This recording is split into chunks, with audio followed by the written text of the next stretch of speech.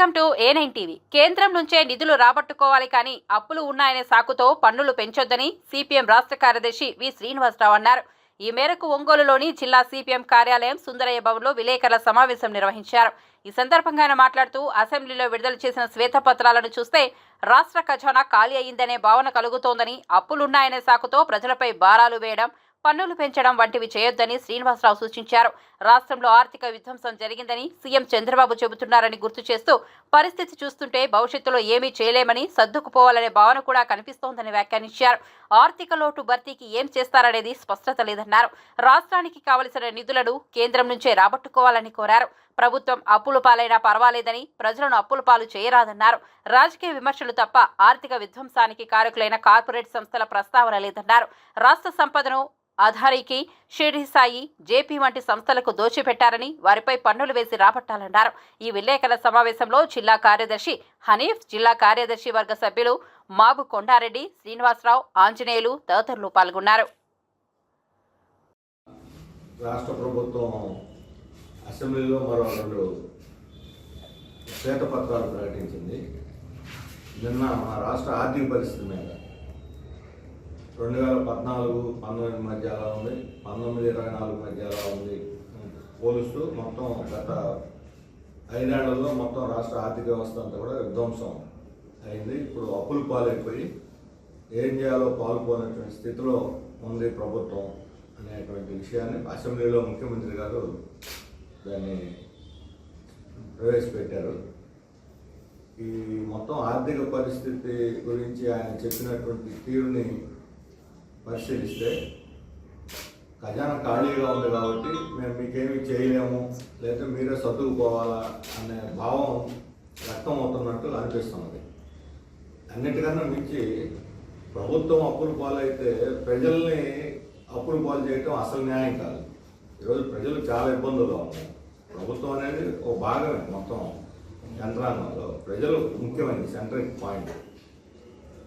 ఈరోజు ఈ అప్పులు పాలైన రాష్ట్ర ప్రభుత్వ ఖజానాన్ని అప్పులు తీర్చడానికి కానీ, వడ్డీలు కట్టడానికి కానీ, రేపు ప్రభుత్వ నిర్వహణకు కానీ, అభివృద్ధి కార్యక్రమాలకు కానీ, సంక్షేమ కార్యక్రమాలకి, వీటన్నిటి పేరుతో మరలా కానీ పన్నులు భారాలు పెంచితే అది ప్రజలు మోయలేని స్థితి వస్తుంది. ఇప్పుడే ఒక్కొక్కళ్ళు తలసరి అప్పు 1,62,000 రూపాయలు ప్రజల మీద ఉంది. ప్రతి రైతు, ప్రతి వ్యవసాయ కూలి ఈరోజు ఏదో ఒక రూపంలో, చిన్న చిన్న వ్యాపారస్తులు, మధ్యతరగతి ఉద్యోగులు సైతం అప్పులు చేసేస్తున్నారు. అప్పులు చేయటం ప్రజలకి అలవాటైంది, ప్రభుత్వానికి అలవాటైంది, మొత్తం వ్యవస్థే అప్పులు పాలై నడుస్తున్నటువంటి పరిస్థితి మనకి కనిపిస్తున్న స్థితిలో ప్రజల ఆదాయాలు ఎలా పెంచాలి, ప్రజల ఆస్తులు ఎలా పెరగాలి అని ఆలోచించాల్సిన అవసరం, దానికి అవసరమైనటువంటి విధానాలని రేపు రూపొందించాలి. ఇప్పుడు రాష్ట్ర ప్రభుత్వం బడ్జెట్ పెట్టడం లేదు. వాళ్ళు ఆర్డినెన్స్ ఇచ్చి మరో 2 నెలలు 3 నెలలు ఓటాన్ అకౌంట్ ప్రవేశపెడతాం. మరి ఈ సంవత్సరం అంతా ఓటాన్ అకౌంట్ ద్వారానే దాదాపు పూర్తయిపోతే ఇక బడ్జెటరీ అలాట్మెంట్స్ ఎలా ఉంటాయి, డెవలప్మెంట్ ప్రజలకు దానివల్ల వచ్చే మేలు ఏంటి, ఎవరికి చెప్పగలిగినటువంటి పరిస్థితి కాదు. ఎందుకంటే ఈ ప్రభుత్వం మీద ప్రజలు చాలా ఆశలు పెట్టుకున్నారు. మరి ఆశలన్నీ నెరవేరాలంటే ప్రజలకి సౌకర్యాలు, సంక్షేమ కార్యక్రమాల్లో డబ్బులు రావాలి, అభివృద్ధి కార్యక్రమాలకి నిధులు కావాలి. ఈ నిధులు పోగేసుకోవడానికి ఉన్నటువంటి మార్గాలు 2 మార్గాలు. ఒకటి, కేంద్ర ప్రభుత్వం నుంచి మనకు రావాల్సినటువంటి నిధుల్ని, అది పన్నుల రూపేణా కానీ, గ్రాంట్ల రూపేణా కానీ, స్పెషల్ అసిస్టెన్స్ అంటే రాష్ట్ర విభజన చట్టం ప్రకారం రావాల్సిన స్పెషల్ అసిస్టెన్స్ రూపంగా రావాలి. రెండవది, ఇక్కడ ఈ ప్రకృతి వనరుల్ని, మన సహజ సంపదను లూటీ చేసినటువంటి, మన భూములు, మన నీళ్లు, మన అడవులు, మన మైనింగ్ అన్నింటినీ లూటీ చేసినటువంటి పెద్ద పెద్ద కార్పొరేట్, ముఖ్యంగా అదాని లాంటి కార్పొరేట్ కంపెనీలు గత ప్రభుత్వం మొత్తం కట్టబెట్టేసింది. మన భూముల్ని, మన పోర్టులు అన్నింటిని కూడా ఈ లూటీ చేసిన పెద్ద పెద్ద కార్పొరేట్ కంపెనీల మీద అదనపు పన్నులు, అదనపు భారాలు వేయడం. ఈ 2 మార్గాలు. ఈ 2 విషయాలు ఇందులో ప్రస్తావన లేదు. అది అంటే నిధులు ఎలా సమకూర్చుకుంటారో నెక్స్ట్ అనేది లేకపోతే సహజంగానే ప్రజల మీదే భారం అంతా పడుతుంది అనేటువంటి అభిప్రాయం కలగడానికి అవకాశం ఉంది. ప్రభుత్వం ఈ లోటును పూడ్చుకోవడానికి ఏం చేయబోతున్నది అనే ప్రత్యామ్నాయం పెట్టాల్సినటువంటి అవసరం ఉంది. ఈ శ్వేతపత్రం పూర్తిగా లోపించింది. కేంద్రం నుంచి మన రాజధానికి 15,000 కోట్లు వస్తాయని చెప్పన్నారు. ఈ 15,000 కోట్లు వివిధ సంస్థల ద్వారా మేము సమీకరించి మేము మీకు తోడ్పడతాము అని కేంద్ర ఆర్థిక మంత్రి నిర్మలా సీతారామన్ చెప్పింది. అంటే వాళ్ళు అది గ్రాంట్ అని కానీ అది లేదా మన కేంద్రం ఇచ్చే సహాయం అని కానీ లేదు. అందులో వివిధ మల్టీలేటరల్ ఏజెన్సీలు అంటే ఇప్పుడు నిన్న అమరావతి ముఖ్యమంత్రిని కలిశారు స్పెషల్ డెవలప్మెంట్ బ్యాంక్ వాళ్ళు. అది స్పెషల్ డెవలప్మెంట్ బ్యాంక్ అంటే అది బ్రిక్స్, మన ఇండియా కూడా భాగస్వామ్యం కొత్తగా వరల్డ్ బ్యాంక్ ప్రత్యామ్నాయంగా ఏర్పడిన బ్రిక్స్. మరి బ్రిక్స్ ద్వారా బ్యాంకు ద్వారా తీసుకునేటువంటిది అప్పే ఇస్తారు. వాళ్ళు వడ్డీ తక్కువ ఉండొచ్చు కానీ అప్పే ఇస్తారు. ఈ అప్పు కేంద్రం ద్వారా మనకు వస్తుంది, కేంద్రం ద్వారా వస్తుంది కాబట్టి కేంద్రమే భరిస్తుంది అని ఇంటర్ప్రిట్ చేస్తున్నారు. బీజేపీ నాయకులు తప్పుడు ప్రచారం చేస్తున్నారు.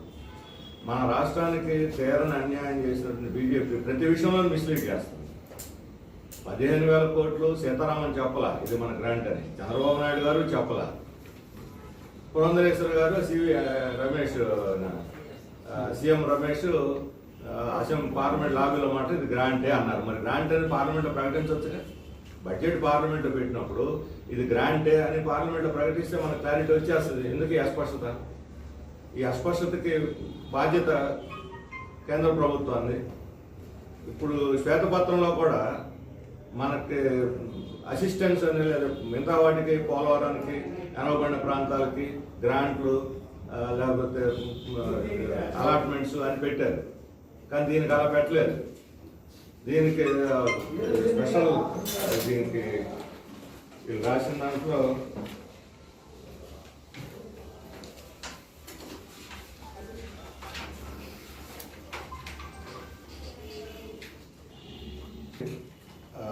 సపోర్ట్, ఫైనాన్షియల్ సపోర్ట్ అంటే ఏమిటి? అప్పు ఇవ్వడం సపోర్టే, గ్రాంట్ సపోర్టే, అలాట్మెంట్ సపోర్ట్, ఏదైనా సపోర్టే. మరి కేంద్ర బడ్జెట్ పెట్టిన 4 రోజుల తర్వాత ఈ శ్వేతపత్రం అసెంబ్లీలో పెట్టారు. అంటే రాష్ట్ర ప్రభుత్వం కూడా చాలా డిప్లొమాటిక్గా పదం వాడింది దీని మీద. అటు గ్రాంట్ అని చెప్పలేక, ఇది లోన్ అని చెప్పలేక, సపోర్ట్ అనే కొత్త పదం వాడి ఇది జనాన్ని మభ్యపెట్టడమే. అంటే అప్పులు పెరిగకపోతే జనం మీద భారాలు పెరుగుతాయి. అలాగే విశాఖ ఉక్కు ఫ్యాక్టరీ విషయంలో కూడా మనకు 74 కోట్లు తగ్గినాయి పోయినసారి బడ్జెట్ కానీ ఈసారి బడ్జెట్.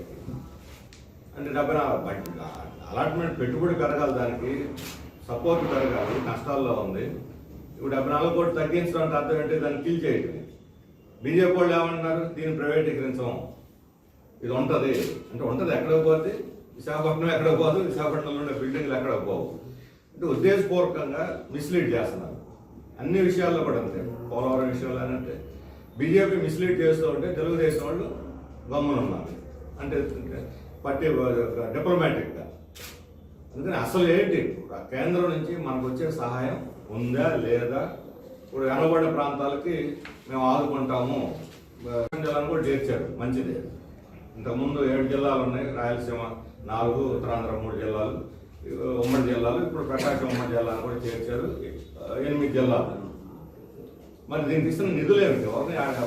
జనాన్ని ఊరించడానికైనా పేర్లు పెట్టి ఇంతకుముందు 50 కోట్లు పంజారం చేశారు, అది కూడా ఆపేశారు 3 ఏళ్ళు ఇచ్చి. ఇప్పుడు ఈ బడ్జెట్లో ఎంత ఇస్తుందో చెప్పాలి, ఆ పద్దుల్లో కూడా లేదు ఎంత ఇస్తుంది. మరి బుందేలఖండ్ తరహా ప్యాకేజ్ అంటే ఒక్కొక్క జిల్లాకి 10,000 కోట్ల రూపాయలు, అంటే 8 జిల్లాలకు 80,000 కోట్ల రూపాయల ప్యాకేజ్ ఇస్తే కానీ కొన్ని ఇరిగేషన్ ప్రాజెక్టులు లేదా కొన్ని డెవలప్మెంట్ యాక్టివిటీ అనేది జరగదు. మరి ఏమి ఇందులో ప్రస్తావన లేదు. మరి కేంద్రం ఇచ్చే అసిస్టెన్స్ మీద, కేంద్రం నుంచి వచ్చే సహాయం మీద ఏ ప్రస్తావన లేకుండా మనం మరి ఆ లోటు అంతా ఎలా పూడ్చుకుంటారు?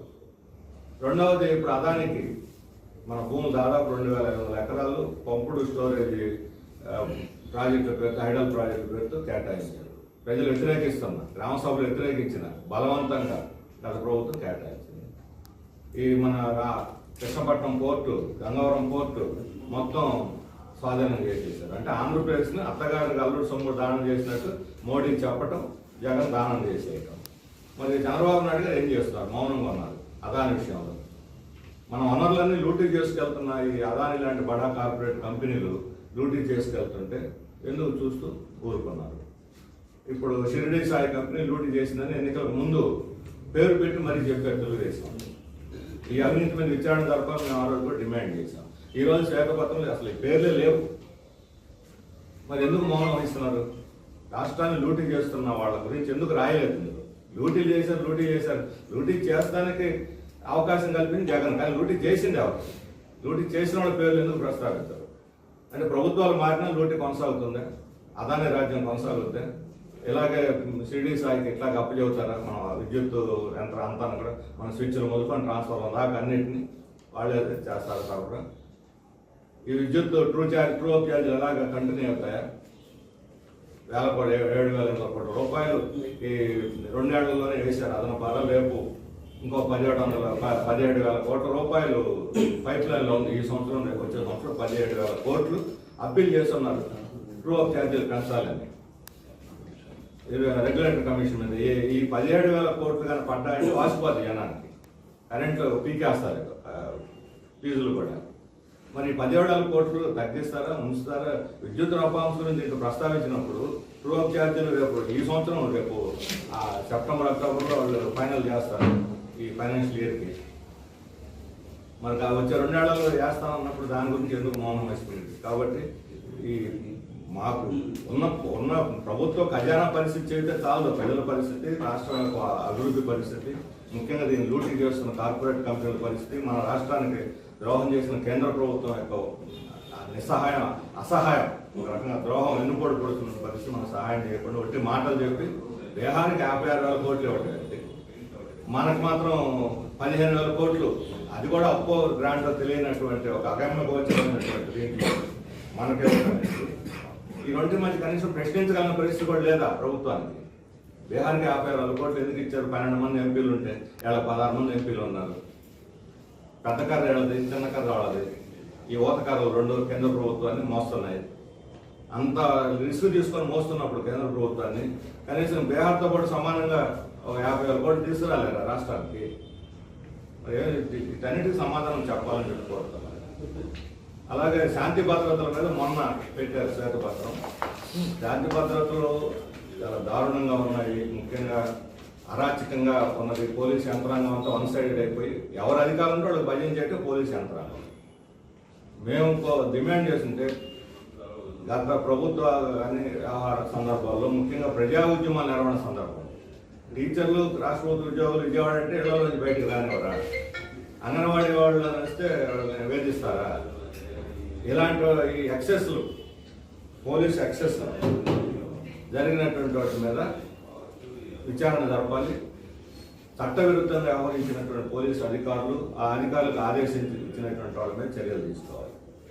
కక్ష సాధింపులు చేయాలని మేము కోరుకోవట్లేదు. ట్రాన్స్ఫర్తో ఈ సమస్య పరిష్కారం అవుతుంది.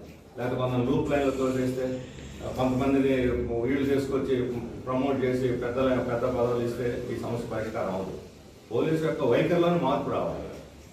జగన్మోహన్ రెడ్డి వెళ్ళిపోయాడు, చంద్రబాబు నాయుడు గారు వచ్చారు. ఆయన విశాఖ అనకాపల్లి పర్యటనిస్తే అనకాపల్లి జిల్లాలో ఉన్న మా పార్టీ నాయకులందరూ ఇళ్ల దగ్గర అరెస్ట్ చేశారు. House arrest. అసలు వాళ్ళకి నిన్న కాదు మన గవర్నమెంట్ వచ్చింది, ఎవరైనా పోతారా? నిరసనలు ఏమైనా తెలియజేస్తారు? అటువంటి ఉద్దేశం లేదు, అటువంటి ప్రకటనలు కూడా లేవు. కొన్ని ప్రకటనలు చేస్తే మేము చంద్రబాబు నాయుడు గారిని దృష్టికి తెచ్చాం, నాకు తెలియదు అన్నారు.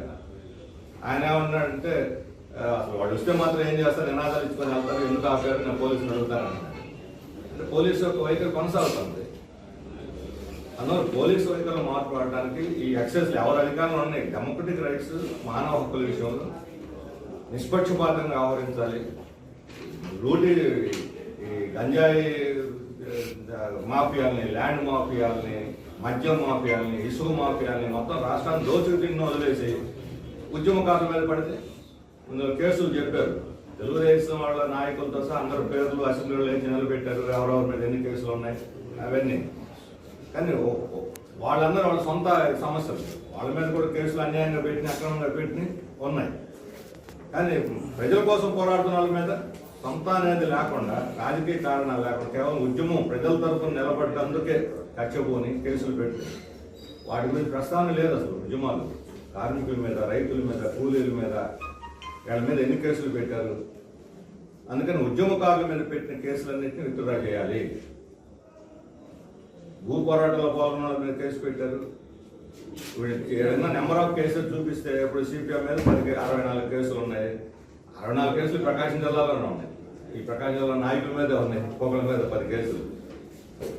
అందుకని ఈ లెక్కలు కూడా వస్తున్నారు. పోలీసులు కనీసం ఎంతమంది మీద ఎన్ని కేసులు ఉన్నాయో కూడా ఇవ్వగలిగిన స్థితిలో లేరు. మొత్తం ప్రజా ఉద్యమకారుల మీద పెట్టినటువంటి అక్రమ కేసులన్నీ ఉపసంహరించుకోవాలని చెప్పి నేను డిమాండ్ చేస్తున్నాను.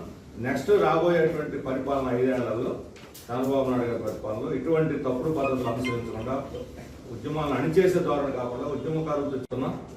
అలాగే ఆర్థిక వ్యవస్థకు సంబంధించి రాబోయేటువంటి 5 ఏళ్లలో ఇప్పుడు ఆయన విజన్ 2047 గురించి మాట్లాడుతున్న మోడీ చెప్పాడు, వికసిత భారత్ 2047 అని. మోడీ నడువులు జనం ఎరగొట్టారు. ఇప్పుడు మోడీలాగా వీళ్ళు ఎరగొట్టుకొచ్చుకుంటే చేయగలిగింది లేదు. విజన్ 2020 వికసిత్ 2047 వల్ల ఏమి ఒరగదు. 5 ఏళ్ళు అధికారులు గ్యారంటీగా ఉంటారు కాబట్టి 20 ఏళ్ళకి 30 ఏళ్ళకి 40 ఏళ్ళకి మీ ప్లాన్ మీరు వేసుకోండి. కానీ 5 ఏళ్లలో ప్రజలకు ఏం చేయగలరు అంతవరకు ప్రాక్టికల్గా ప్రణాళికలు రూపొందించి ఇప్పుడు మన ఇరిగేషన్ ప్రాజెక్టులు ఉన్నాయి. వెలుగొండ ఉంది. వెలుగొండ 1 సంవత్సరంలో పూర్తి చేసేది. పోలవరం మళ్ళీ కొత్తగా డయాఫ్రమ్ వాళ్ళు కట్టాలన్నారు. 26 మార్చి కల్లా పూర్తి చేస్తా ఉంటున్నారు. డయాఫ్రమ్ వాళ్ళు మళ్ళీ కొత్త కట్టాల్సి వస్తే కట్టిన తర్వాత కానీ